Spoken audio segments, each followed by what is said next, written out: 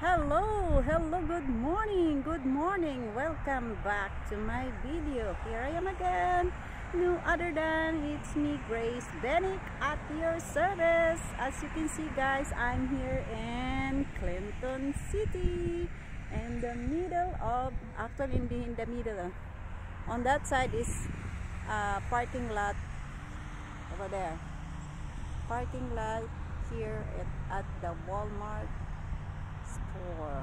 Ayan siya guys, ayan, at dito naman siya doon, highway. Ayan, nakikita ninyo guys, doon guys, oh, yun siya, ang laki-laki ng hotel na yun, magandang hotel, one of the biggest hotel here in Clinton City. Yun guys, at doon naman siya guys, outside, another, yun siya doon guys, traffic light doon, intersection on doon siya. Ayan, doon mga store, ganito ang mga dito sa sa parting mga ganitong ang mga store dito ganyan. Hindi katulad sa Pilipinas, ang mga store sa mga malalaking store, mga matataas, mga building, SM, mga malls, mga matataas. Dito hindi, pahaba lang yan. Karamihan dito sa mga dito, kahit sa ibang state, dito somewhere in Missouri, ganyan lang, kasi nga dito ang weather dito kakaiba pag merong tornado, nakakatakot.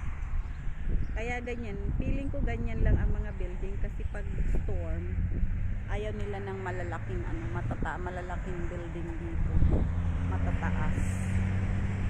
Kasi katulad ngayon, ang weather kakaiba, palaging may severe storm, tornado. So ayan siya, kaya safe ang ganyan, maganda. Kaya nakapunta na ako sa ibang state, halos ganyan din ang mga style ng mga store dito, mga malls. Kahit sa California, mga paganyan lang din ang mga malls, ang mga ganyan din ang style.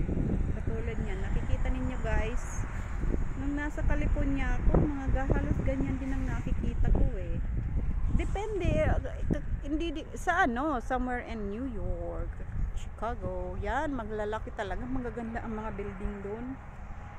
Dito hindi, lalong lalo dito sa lugar namin, pero maganda din, syempre maganda. Dito ko nakatira syempre love your own, diba? Kaya I love here. Ayan guys, at ito pa guys, ang weather ngayon very cloudy, syempre, kasi seasonal ngayon ng rain. Uulan na naman sa amin. Sa Pilipinas hindi pa umuulan guys. Sana umulan na din sa Pilipinas, pero wag naman yung sobrang ulan, kasi sa atin sa Pilipinas palaging merong flooding. Yan ang problema sa atin sa Pilipinas. Pag umulan naman, flooding.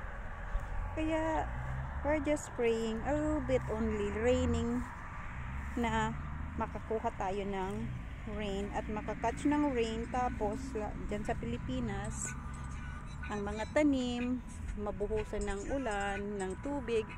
Diba guys?